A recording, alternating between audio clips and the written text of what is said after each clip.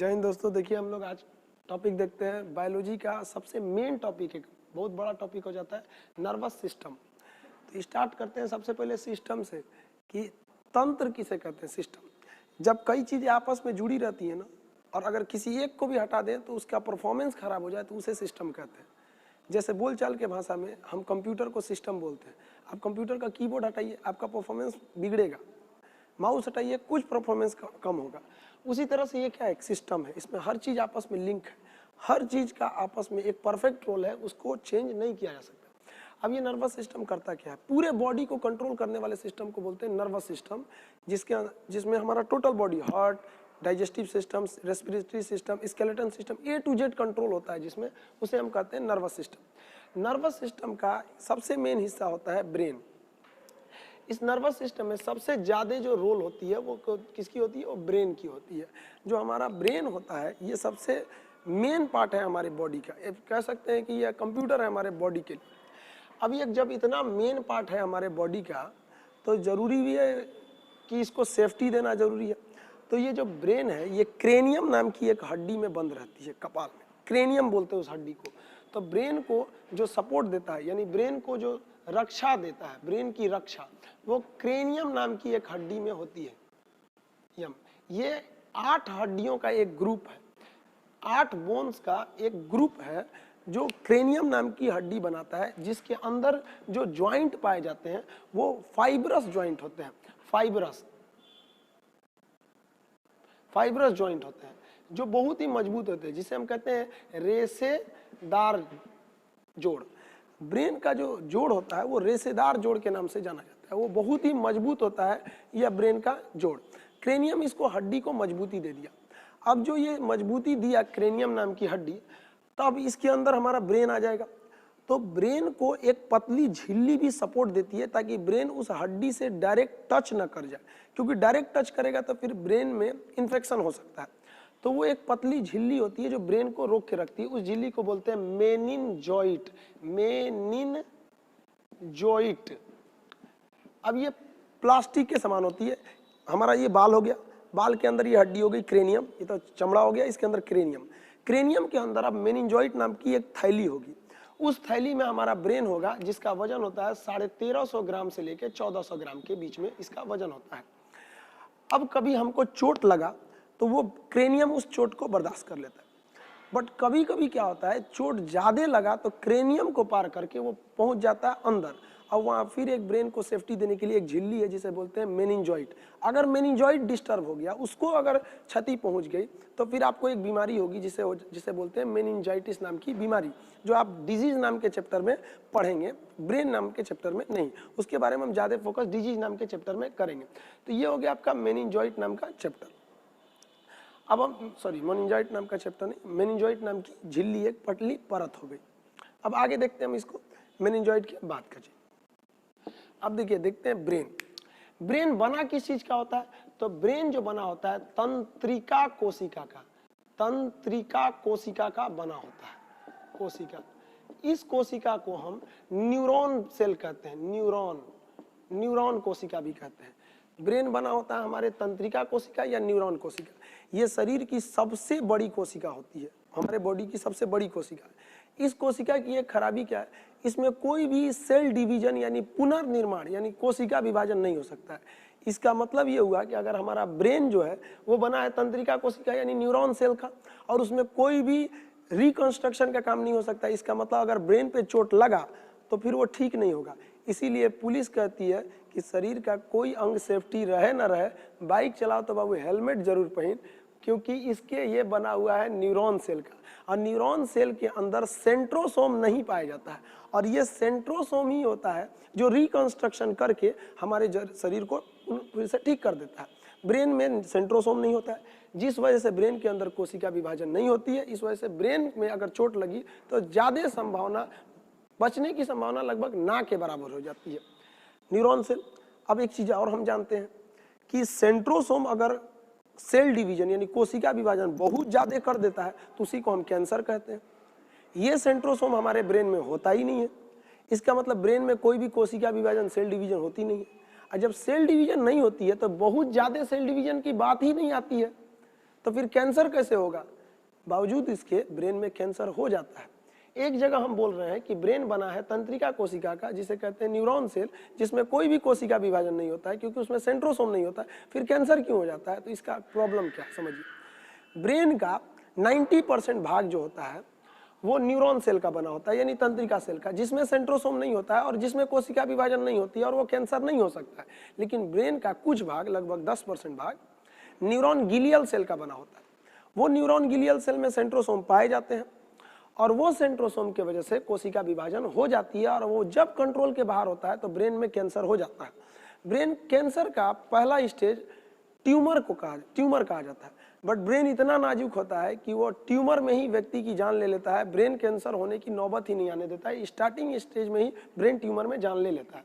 तो सबसे बड़ी कोशिका हो गई न्यूरॉन सेल, यानी तंत्रिका कोशिका। आप फिगर देख सकते हैं न्यूरॉन सेल का ऐसे। न्यूरॉन सेल की जो लंबाई होती है उसे हम कहते हैं साइनेप्स। न्यूरॉन सेल की लंबाई को हम कहते हैं साइनेप्स। ये न्यूरॉन सेल की लंबाई होगी। बट अगर आप न्यूरॉन सेल का लास्ट हिस्सा देखेंगे तो उसका जो सिरा होता है, जहां वो जुड़ा होता है, उसे हम कहते हैं एक्सॉन। एक्सॉन के नाम से जानते हैं, वो जो साइड में होता है। अब ब्रेन में एक एक्सॉन दूसरे एक्सॉन से जुड़ा नहीं रहता है, डायरेक्टली अटैच में नहीं रहता है, वो हल्का गैप बना के रखता है दोनों के बीच में। अब ये हल्का गैप है, अब ब्रेन में सिग्नल जाएगा कैसे? जब दो न्यूरॉन के बीच में, अगर आप फिगर देख रहे हैं तो न्यूरॉन का लास्ट एरिया जो होता है उसको हम कहते हैं एक्सॉन। अब एक एक्सॉन दूसरे एक्सॉन से करेक्ट डायरेक्टली अटैच में नहीं है, हल्का बीच में खाली जगह है। अब कोई मैसेज जाएगा कैसे उस खाली जगह में? तो उस मैसेज को ले जाता है सोडियम, Na जिसका नाम होता है सोडियम। सोडियम अगर हमारे बॉडी में कम हो गया तो बॉडी में सिग्नल नहीं जाएगा। अब कभी कभी जब हमें गर्मी लगती है तो पसीना बहुत ज़्यादा आता है। पसीना ज़्यादा आने की वजह से पसीना के साथ साथ हमारे बॉडी का सोडियम भी निकल जाता है। अब जब सोडियम निकल गया तो ब्रेन के अंदर जो सोडियम था, जो सिग्नल ले जा रहा था, उसी की में सोडियम ही कम हो गया, तो हमारा ब्रेन अच्छा से काम नहीं करता है। और अगर ज़्यादा सोडियम निकल गया तो फिर चक्कर आने लगेगा, आदमी बेहोश होकर गिर भी सकता है। तो उसको डबल प्रॉब्लम हो गया, उसको ताकत भी चाहिए और फिर सोडियम भी चाहिए। तो ताकत कैसे देगा आदमी? उसको चीनी पानी देगा तो ग्लूकोज हो गया, उसमें 1 चम्मच नमक भी डाल देता है क्योंकि नमक NaCl का बना होता है। तो ताकत भी मिल गया और उसे सोडियम भी मिल गया और फिर से वो चलने लगता है। इसको बोलते हैं डिहाइड्रेशन, जल की कमी।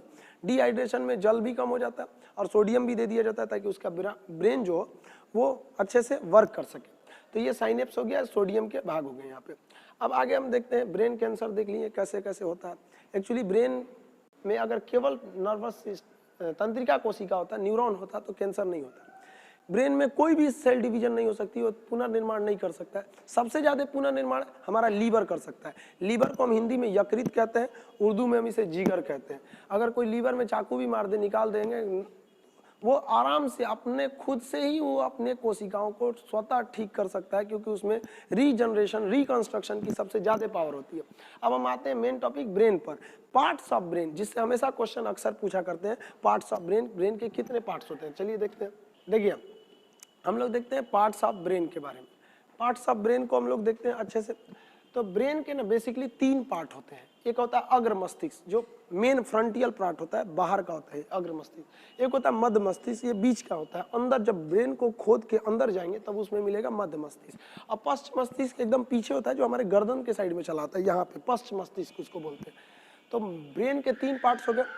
अब हम इन तीनों पार्ट्स को पढ़ना चालू करते हैं। सबसे पहले स्टार्ट करते हैं अग्र मस्तिष्क से। तो जो अग्र मस्तिष्क है, हम इसी को 3 भाग में बांट देते हैं। पहला जो होता है उसे कहते हैं सेरिब्रम। अग्र मस्तिष्क का पहला भाग सेरिब्रम, दूसरा थैलेमस, तीसरा हाइपोथैलेमस। अभी हम पहला स्टार्ट करते हैं सेरिब्रम से। सेरिब्रम हमारे ब्रेन का सबसे बड़ा हिस्सा है। 66% ऑफ ब्रेन अकेले सेरिब्रम ले लेता है। इसे हम प्रमस्तिष्क कहते हैं, प्रमस्तिष्क के नाम से जानते हैं। यह हमारे ब्रेन का सबसे महत्वपूर्ण भाग है। हमें हमारे मेमोरी पावर, हमारी याददाश्त क्षमता, जिज्ञासा, नई नई चीजों को सीखने की क्षमता, ये सारा चीज डिपेंड करता है सेरिब्रम पर। अगर जिसका सेरिब्रम तेज है उसमें जिज्ञासा ज्यादा रहेगी, ये भी कर ले वो भी कर ले, कई तरह के काम करना चाहेगा, वो कोई भी चीज को जल्दी भूलेगा नहीं। अगर उसका सेरिब्रम तेज है तो उसका मेमोरी पावर एकदम तेज होता है। ये मेमोरी पावर पे ही डिपेंड करता है, सारा मेमोरी पावर आपका सेरिब्रम पर डिपेंड करता है। अगर सेरिब्रम कमजोर तो फिर आपका याददाश्त भी कमजोर। अब कुछ कुछ लोगों का सेरिब्रम बहुत तेज होता है, तुरंत पढ़ते हैं याद हो जाता है। और कुछ लोगों का सेरिब्रम तो एकदम गया गुजरा रहता है।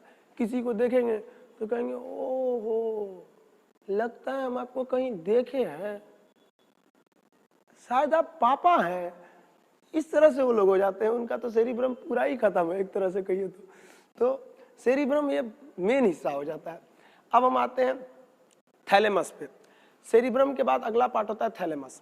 देखिए दोनों आपस में नाम मिल रहे हैं ना, तो काम भी हल्का हल्का मैच करता है।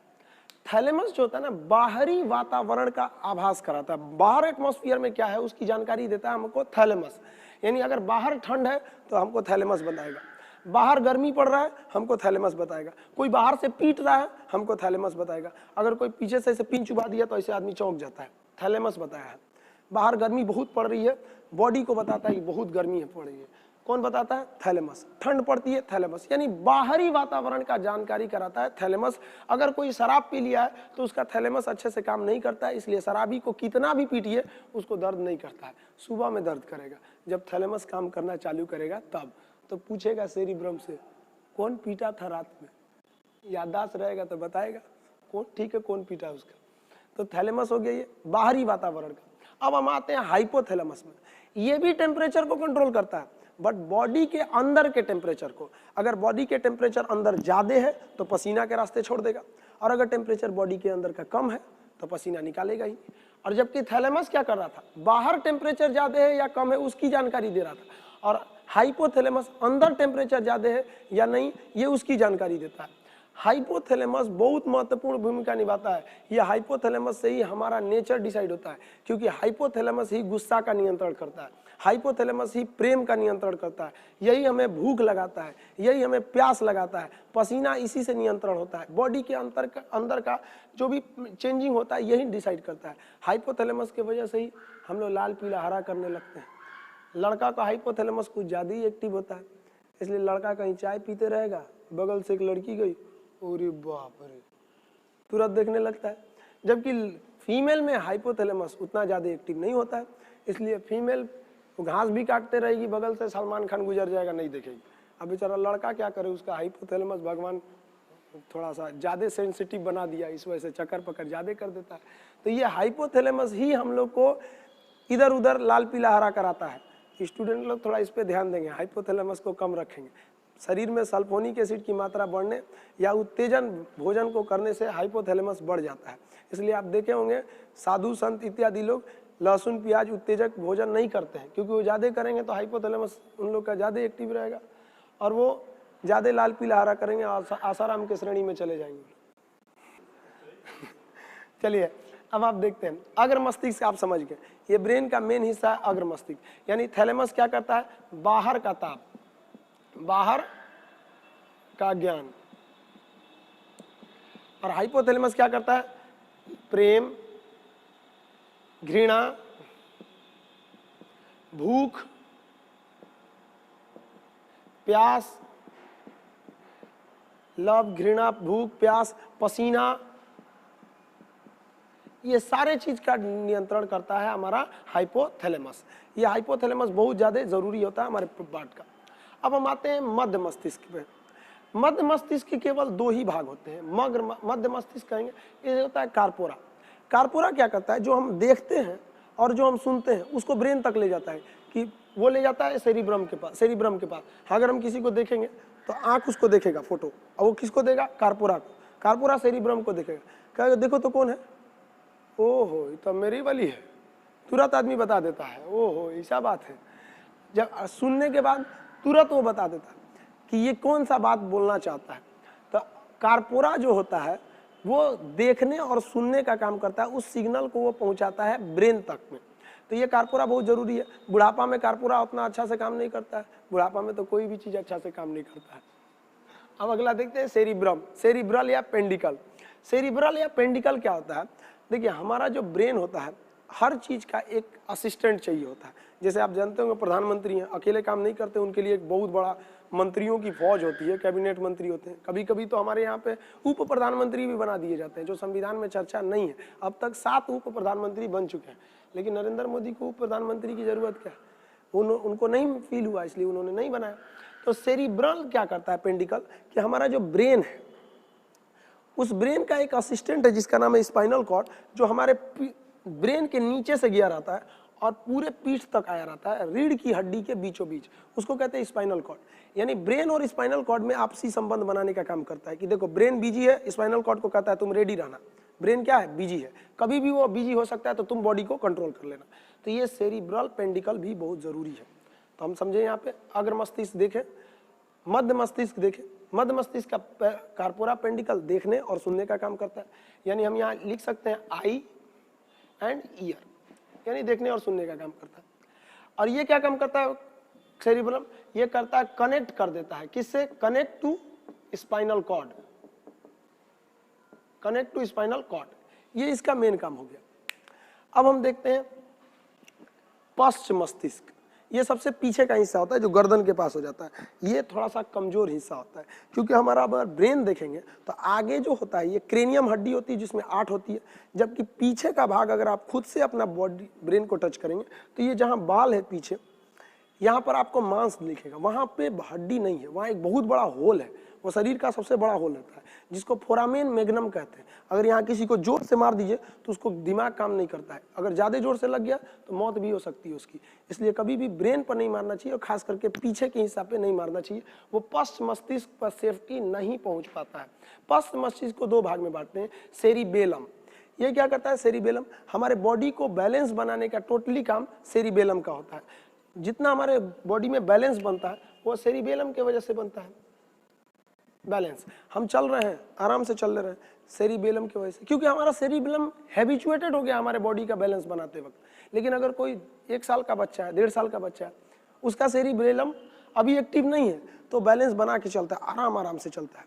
अभी हम ही को कोई कह देगा कि रस्सी पे चलो तो हमारा सेरिबेलम कहेगा कि पगला है क्या, आज तक कभी चलाया नहीं, लेके चलता है रस्सी पे चलो, सर्कस में नहीं चल सकता है, लेकिन सर्कस में चल लेते हैं। सर्कस में आदमी छोड़ो, गाय भैंस चढ़ा देते हैं सूस, उन लोग का भी सेरिबेलम ठीक कर देते हैं सूस। तो प्रैक्टिस पर डिपेंड करता है। जिस दिन सेरिबेलम को पता चल गया कि कैसे बैलेंस बनाना है, वो बैलेंस बना लेगा। शराब जब पीते हैं तो सेरिबेलम काम करना छोड़ देता है, इसलिए शराब वाला गजब अपने आप में चलता है, वो अपने आप को सबसे बड़ा पावरफुल इंसान समझता है। तो सेरिबेलम बैलेंस बनाने का काम कर दिया। अब लास्ट होता है मेडुला ऑब्लोंगाटा। मेडुला ऑब्लोंगाटा का काम क्या होता है, यानी ये तो बैलेंस बना दिया। मेडुला ऑब्लोंगाटा ये हमारे बॉडी में एक मेटाबॉलिक चीजों को, सारे मेटाबॉलिक चीज को कंट्रोल करता है। अब ये मेटाबॉलिक क्या होता है, metabolic is a function by which reaction takes place. ये मेटाबॉलिक रिएक्शन हमारे शरीर में होते हैं। 2 तरह के मेटाबॉलिक होते हैं, एक होता है कैटाबॉलिक, एक होता है एनाबॉलिक। अगर कोई चीज बन रही है तो उसे कहते हैं एनाबॉलिक, जैसे कार्बोहाइड्रेट 38 एटीपी को मिला के एक ग्लूकोज बन दिया, वो हो गया एनाबॉलिक। जैसे प्रोटीन 20 एमिनो एसिड को मिलाकर एक प्रोटीन बन गया, वो हो गया हमारा एनाबॉलिक। अब कैटाबॉलिक क्या होता है, जो टूट जाता है उसे कहते हैं कैटाबॉलिक। जैसे हम खाना खाते हैं, पाचन होकर वो टूट जाता है, तो वो हो गया कैटाबॉलिक। तो कैटाबॉलिक और एनाबॉलिक को अगर हम जोड़ देते हैं तो वो बन जाता है मेटाबॉलिक। तो मेटाबॉलिक जितनी भी चीजें हैं वो कौन कंट्रोल करता है, हमारा मेडुला कंट्रोल करता है। अगर मेडुला गड़बड़ हुआ तो हमारा मेटाबॉलिक क्रिया खत्म हो जाएगा, सांस लेने में दिक्कत आएगी, पाचन अच्छे से नहीं होगा। शरीर के अंदर सारा क्रिया मेडुला ही कंट्रोल करता है। कभी आप सोचें, आप खाना जब खाते हैं तो केवल मुंह से नीचे ढकेलने तक मेहनत करते हैं, इसके बाद सारा काम ऑटोमेटिक सिस्टम है, कोई स्क्रीन टच बटन कीपैड की जरूरत नहीं है। वह कौन करता है, ये हमारा मेडुला करता है। मेडुला बॉडी के अंदर का जितना क्रमानुकुचन, पाचन, श्वसन इत्यादि को कंट्रोल करने का काम हमारा मेडुला कर देता है। तो मेडुला भी शरीर ब्रेन का एक बहुत बड़ा भाग होता है। अब हम एक बार इसको समरी के तौर पे देख लेते हैं। ब्रेन के 3 भाग होते हैं, अग्र, मध्य और पश्च। अग्र भाग जो होता है वो 3 भाग में बढ़ता है, जिसे हम क्या कहते हैं, सेरिब्रम कहते हैं। 66% भाग होता है, इसे प्रमस्तिष्क कहते हैं। ये याददाश्त, स्मृति, जिज्ञासा, नई नई चीजों को खोज करने की क्षमता को बढ़ाता है। थैलेमस बाहरी चोट, बाहरी गर्मी, बाहरी सर्दी का ज्ञान कराता है। हाइपोथैलेमस अंदर की गर्मी, पसीना, तापमान, घृणा, प्यार, भूख, प्यास इत्यादि को कंट्रोल करता है। मध्य मस्तिष्क का कार्पोरा सुनने और देखने का काम कर देता है, और ये cerebral connect to spinal cord, spinal cord से जोड़ देता है। और ये लास्ट वाला हिस्सा होता है, इसे क्या कहते हैं हम लोग, पश्चिम मस्तिष्क का पहला हिस्सा सेरिबेलम, ये बैलेंस बना देता है। ये दूसरा सबसे बड़ा भाग होता है। ब्रेन का सबसे बड़ा भाग तो हो गया आपका सेरिब्रम, और सेरिबेलम जो होता है ना, वो दूसरा सबसे बड़ा भाग होता है। अब ये मेडुला बॉडी के अंदर पाचन इत्यादि को कंट्रोल कर लेता है। ये हो गया हमारा ब्रेन। अब देखते हैं ब्रेन के बाद स्पाइनल कॉर्ड। ब्रेन से 12 जोड़ी नस निकली रहती हैं, 12 जोड़ी तंत्रिका।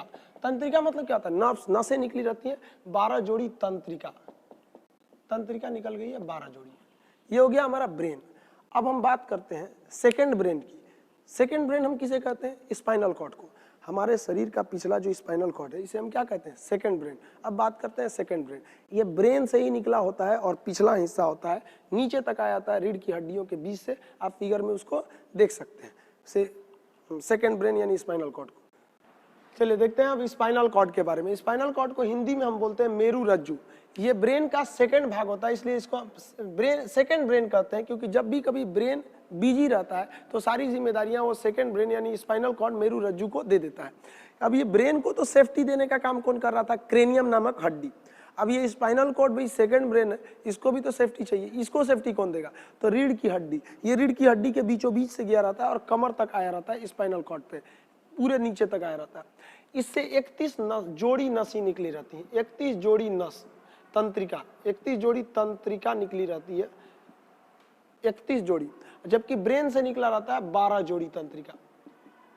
हमारा ब्रेन टोटल 12 जोड़ी तंत्रिकाओं से अपना सारा काम करता है और पूरे बॉडी को कंट्रोल करके रखता है। जबकि स्पाइनल कॉर्ड जो होता है वो 31 जोड़ी तंत्रिकाएं निकला रहा होता है, यानी इस साइड में 31 नस और इस साइड में 31 नस निकला रहता है। टोटल 31 जोड़ा नस निकला रहता है हमारे स्पाइनल कॉर्ड से, और ब्रेन से निकला रहता है 12 जोड़ा। मेन बॉडी को कंट्रोल करने का काम करता है ब्रेन। कभी कभी जो होता है ब्रेन बिजी होता है तो वो सारी जिम्मेदारी दे देता है स्पाइनल कॉर्ड को। स्पाइनल कॉर्ड करता है, नो डाउट हम एकदम बढ़िया से कर देंगे, लेकिन उसको आदत तो है नहीं करने का। अब कोई काम जो डेली कर रहा है वही अच्छे से करेगा, और जो कभी कभी करने आ रहा है वो उतने अच्छे से कैसे करेगा? पूरे बॉडी को कंट्रोल करने का काम ब्रेन करता है, और उसको पता है कैसे कंट्रोल करना है बॉडी को, हाथ को कैसे उठाना है, किसको क्या, एक नॉर्मल वे में उठाता है। लेकिन स्पाइनल कॉर्ड को क्या पता हो, तो कभी टेम्पररी में आया, स्टेपनी में, तो ब्रेन अगर लग गया कहीं पढ़ाई वगैरह पे लगा दिया तो सारा बॉडी पढ़ाई पे लग गया। ब्रेन कह रहा है स्पाइनल कॉर्ड को तुम संभालना, हम पढ़ रहे हैं, तो आदमी पढ़ते रहता है। स्पाइनल कॉर्ड एकदम रेडी रहता है अपने 31 जोड़े नसों के साथ, यानी टोटल 62 नस रेडी रहना है। स्पाइनल कॉर्ड, ब्रेन बिजी है, और अचानक हमारा कोई दोस्त पीछे से आके बोलता है, ए भाई, अरे चौंक जाते हैं, अरे क्या हो गया? क्यों? क्योंकि ब्रेन तो पढ़ रहा था। स्पाइनल कॉर्ड बेवकूफ 62 नसों के साथ, यानी 31 जोड़ा नसों के साथ हमेशा रेडी था। कोई बोला सबको जगा दिया, कहा देखो तो कौन बोल रहा है। तब ब्रेन कहता है बेवकूफ, ला हम संभालते हैं। तब वो देखता है कि भाई बताओ क्या हुआ था। तो ये अचानक कंट्रोल कर देता है कौन? Spinal cord. इस चीज को कहते हैं रिफ्लेक्स एक्शन। अचानक जो रिएक्शन होता है उसे कहते हैं reflex action. Total reflex action को कंट्रोल करने का काम जो करता है वो स्पाइनल कॉर्ड करता है, रिफ्लेक्स एक्शन। रिफ्लेक्स एक्शन, इसको हम कहते हैं अनुवर्ती क्रिया। रिफ्लेक्स एक्शन या अनुवर्ती क्रिया, जैसे पलक का झपकना स्पाइनल कॉर्ड देखता है, छींक का आना स्पाइनल कॉर्ड देखता है, खांसी आना स्पाइनल कॉर्ड देखना। जो भी अचानक होने वाली क्रियाएं होती हैं उन सबको देखने का काम करता है हमारा स्पाइनल कॉर्ड। इसलिए इसको हम लोग सेकंड ब्रेन के नाम से भी जानते हैं। तो ये हो गया हमारा स्पाइनल कॉर्ड। हम अचानक चौंक जाते हैं स्पाइनल कॉर्ड की वजह से। कभी कभी सोने में लोग चौंक जाते हैं, गाँव में लोग बोलते हैं चिहुक गया, तो वो किसके वजह से होता है? स्पाइनल कॉर्ड की वजह से होता है। इसे हम हिंदी में बोलते हैं मेरू रज्जु। तो ये हो गया हमारा ब्रेन और स्पाइनल कॉर्ड। ये मेन बॉडी को कंट्रोल किया ब्रेन, और सेकंड रूप से कंट्रोल किया स्पाइनल कॉर्ड। ये हम देख लिए स्पाइनल कॉर्ड। अब आगे समझते हैं। चलिए, हम लोग ब्रेन के बारे में देख लिए थे कि ब्रेन क्या करता है, स्पाइनल कॉर्ड के बारे में देख लिए थे, लेकिन शुरुआत में ही बताए थे आपको कि ब्रेन नर्वस सिस्टम यानी तंत्रिका तंत्र का एकमात्र हिस्सा है। अब हम लोग मेन टॉपिक देखते हैं, तंत्रिका तंत्र क्या होता है। तंत्रिका तंत्र 3 होती है। ये पूरे बॉडी को कंट्रोल करने वाली चीज को कहते हैं तंत्रिका तंत्र। इसके 3 भाग होते हैं, केंद्रीय तंत्रिका तंत्र यानी सेंट्रल नर्वस सिस्टम, परिधीय तंत्रिका तंत्र पेरिफेरल नर्वस सिस्टम, ये बाहर बाहर होती है, और स्वायत्त तंत्रिका तंत्र ऑटोनोमस नर्वस सिस्टम, ये पूरी तरह फ्री होती है, ये वर्क हमारे कंट्रोल में नहीं करती है। तो सबसे पहले देखते हैं केंद्रीय तंत्रिका तंत्र यानी सेंट्रल नर्वस सिस्टम क्या होता है। सेंट्रल नर्वस सिस्टम के अंतर्गत 2 चीजें आती हैं। पहला आता है ब्रेन, दूसरा आता है spinal cord. Spinal cord, brain हो गया और स्पाइनल कॉर्ड हो गया, ये तो हम समझ गए हैं। ब्रेन के बारे में बता दिए आपको और स्पाइनल कॉर्ड के बारे में बता दिए। इसका मतलब आप सेंट्रल नर्वस सिस्टम, तंत्रिका तंत्र, केंद्रीय तंत्रिका तंत्र समझ गए। जो तंत्रिका तंत्र यानी नर्वस सिस्टम का सबसे मेन पार्ट होता है केंद्रीय तंत्रिका तंत्र, और केंद्रीय तंत्रिका तंत्र का सबसे मेन पार्ट होता है ब्रेन। अब हम देखते हैं परिधीय तंत्रिका तंत्र, बाहर बाहर यानी पेरिफेरल तंत्रिका तंत्र क्या होती है। तो इसमें क्या होती है, जो ब्रेन से निकलने वाली 12 जोड़ी तंत्रिकाएं हैं, 12 जोड़ी तंत्रिका, और जो स्पाइनल कॉर्ड से निकलने वाला 31 जोड़ा जो तंत्रिका थी, तंत्रिका, उनको अगर हम मिला दें तो ये बन जाता है परिधीय तंत्रिका तंत्र। यानी अगर ब्रेन और स्पाइनल कॉर्ड लें तो वो केंद्रीय तंत्रिका तंत्र, ब्रेन से निकलने वाले 12 नसों को पकड़ ले और ये तंत्रिका तंत्र से निकलने वाले 31 नसों को ले ले, तो उन नसों के समूह को हम क्या कहते हैं, परिधीय तंत्रिका तंत्र, यानी वो बाहर बाहर से कंट्रोल करते हैं। अब हम बात करते हैं स्वायत्त तंत्रिका तंत्र। स्वायत्त तंत्रिका तंत्र ये क्या होता है, इसके बारे में पूरी तरह से इसका क्लियरिटी, इसका कहाँ से कनेक्शन है, वो उतना जल्द इजी नहीं होता है, बहुत ही कॉम्प्लिकेटेड होती है इसकी रचना। ये बनता कैसे है, तो देखिए ब्रेन से कितनी नसें निकलती हैं, 12, और इस 12 जोड़ी, सॉरी 12 नहीं, और स्पाइनल कॉर्ड से कितनी नसें निकलती हैं, 31। तो ब्रेन से निकलने वाली 12 नसों में से कुछ तंत्रिका को, टोटल नहीं, कुछ तंत्रिका को, और स्पाइनल कॉर्ड से भी निकलने वाली 31 जोड़ा तंत्रिका में से कुछ तंत्रिका को मिला दीजिएगा तो बन जाता है स्वायत्त तंत्रिका तंत्र। यानी तंत्रिका तंत्र को अगर आप डीपली अगर देख रहे होंगे तो आप देखेंगे तो मेन तंत्रिका तंत्र जो है वो सेंट्रल नर्वस सिस्टम ही है, क्योंकि तंत्रिका तंत्र यानी नर्वस सिस्टम का 3 हिस्सा हो, केंद्रीय, परिधीय और स्वायत्त। केंद्रीय में कौन चला गया, मेन ब्रेन चला गया और स्पाइनल कॉर्ड आ गया। परिधीय में ब्रेन से निकलने वाला नस आ गया और स्पाइनल कॉर्ड से निकलने वाला नस आ गया, यानी ब्रेन से निकलने वाला 12 जोड़ा और स्पाइनल कॉर्ड से निकलने वाला 31 जोड़ा, टोटल को शामिल कर दिए तो परिधीय हो गया। और परिधीय का ही छोटा रूप तो आप कह सकते हैं स्वायत्त कोशिका तंत्रिका तंत्र है, क्योंकि परिधीय में से 12 लिए थे, लेकिन 12 न लेके इसमें से कुछ ही शामिल करेंगे, ब्रेन से निकलने वाला 12, और स्पाइनल कॉर्ड में से 31 टोटल न लेके कुछ ही शामिल करेंगे, तो वो क्या हो जाएगा, स्वायत्त तंत्रिका तंत्र, यानी ऑटोनोमस नर्वस सिस्टम। अब हम देखिए, ये हमारे बॉडी को कंट्रोल करता है, ये अचानक होने वाली क्रिया को कंट्रोल कर लेता है क्योंकि 31 जोड़ा नस वगैरह है सब। अब ये स्वायत्त तंत्रिका तंत्र क्या करता है, ऑटोनोमस तंत्रिका तंत्र, ये 2 तरह की क्रियाओं को करता है, अनुकंपीय क्रिया और परानुकंपीय क्रिया। ये दोनों क्रियाएं कंट्रोल करता है हमारा स्वायत्त तंत्रिका तंत्र, जो बना होता है ब्रेन से निकलने वाली 12 तंत्रिकाओं में से कुछ तंत्रिका तथा स्पाइनल कॉर्ड से निकलने वाली 31 जोड़ा तंत्रिकाओं में से कुछ तंत्रिका का। ये 2 क्रिया करेगा, अनुकंपीय और परानुकंपीय। अनुकंपीय क्रिया और परानुकंपीय क्रिया क्या होती है, तो देखिए अनुकंपीय क्रिया क्या होती है, वैसी क्रिया जिसमें हमारा बॉडी अचानक डिसबैलेंस हो जाए, एबनॉर्मल कंडीशन चला आता है, तो उसे कहते हैं अनुकंपीय क्रिया। ये एबनॉर्मल कंडीशन कब आते हैं, तो देखिए कब आएंगे, कभी कभी हमारा मुंह सूख जाता है, रोंगटे खड़े हो जाते हैं, पसीना आने लगता है, लार ग्रंथियां सूख जाती है, मुंह एकदम सूख जाएगा, हार्ट बीट तेज हो जाता है, आंखें बड़ी हो जाती हैं, इस क्रिया को कहते हैं अनुकंपीय क्रिया। और जब ये ठीक होने लगता है तो उसे कहते हैं परानुकंपीय क्रिया। अब आपको नहीं समझ में आया, सपोज आप कहीं छत पे खड़े हैं रात के अंधेरे में, शादी ब्याह का माहौल, किसी के शादी की पार्टी में गए और अकेले चुपचाप छत पे खड़े हैं, सारे नीचे में पार्टी हो रहा है, रात हो चुका है, अचानक आपको छम छम करके घुंघरू की आवाज सुनाई देने लगी, आपका दिमाग खनक गया, तुरंत आपके रोंगटे खड़े हो जाएंगे, ये क्या है। और अगर घुंघरू की आवाज आप ही की ओर आने लगे तो पूरा मुंह सूख जाएगा आपका, रोंगटे खड़े हो जाएंगे, हार्ट बीट बढ़ जाएगा, उसका तेज हो जाएगा, पसीना निकलने लगेगा, हाथ पैर कांपने लगेगा। ये सारी क्रिया क्या होती है, अनुकंपीय। और घुंघरू की आवाज करीब आते गई, करीब आती गई, अचानक कोई आपके पीठ पर पीछे से हाथ रख दिया, फिर तो हार्ट बीट एकदम तेज हो जाएगा। ये सारी क्रियाएं अनुकंपीय क्रिया होती है, एकदम तेज हो जाएगा। आप अचानक देखेंगे पीछे तो खुले बाल में कोई औरत, सफेद कपड़ों में, रात का समय, छत पे कोई नहीं है, पूरा हार्ट बीट एकदम तेज। ये क्रिया होती है अनुकंपीय। आप ध्यान से देखेंगे उसको तब कहेंगे दो तरीके, तो हमरे वाली है रे, मेकअप नहीं की है इसलिए ना ऐसा लग रही है यहाँ पे। तब आपका सारा डर क्या हो जाएगा, खत्म हो जाएगा। तो आप में जो जो अनुकंपीय क्रिया हुई थी वो स्वायत्त यानी ऑटोनोमस, जो फ्री है, अपने से उसको कह देगा परानुकंपीय। आपकी आंखें बड़ी हो गई थी, नॉर्मल हो जाएगा, रोंगटे खड़े हो गए थे, रोंगटे अपनी जगह पे नस चले जाएंगे, मुंह सूख गया था, वापस मुंह में लार बनना चालू हो जाएगा, हार्ट बीट नॉर्मल हो जाएगा, पसीने रुक जाएंगे, और अगर पेशाब उसाब कर दिए डर के मारे तो कहेंगे बाद में आते हैं हम यहाँ पे। तो वो सब क्रियाएं क्या होती हैं? अब परानुकंपी, यानी अगर डर के मारे कभी किसी डर जो हो जाता है, अचानक डर होता है, उसे कहते हैं अनुकंपी, और नॉर्मल हो जाता है तो उसे कहते हैं परानुकंपी। जैसे भीड़ भाड़ के माहौल में गए, अचानक हल्ला कोई कर दिया, सांप निकल गया, तो वो क्या होता है? अनुकंपी। फिर कहते हैं मजाक कर रहा था, तो होता है परानुकंपी। इसे ब्रेन नहीं कंट्रोल करता है, ना ही स्पाइनल कॉर्ड कंट्रोल करता है। ब्रेन से निकलने वाला 12 नस में से कुछ नस और 31 तंत्रिकाओं में से कुछ तंत्रिकाएं इसको कंट्रोल करती हैं। ये सारे सिस्टम को मिलाकर बनता है नर्वस सिस्टम। नर्वस सिस्टम का 3 हिस्सा हो गया। अब तीनों हिस्सा को अच्छे से समझ गए। उम्मीद करते हैं आप सब लोग ये नर्वस सिस्टम का टॉपिक समझ गए होंगे। फिर मिलते हैं हम नेक्स्ट वीडियो के साथ, तब तक के लिए जय हिंद।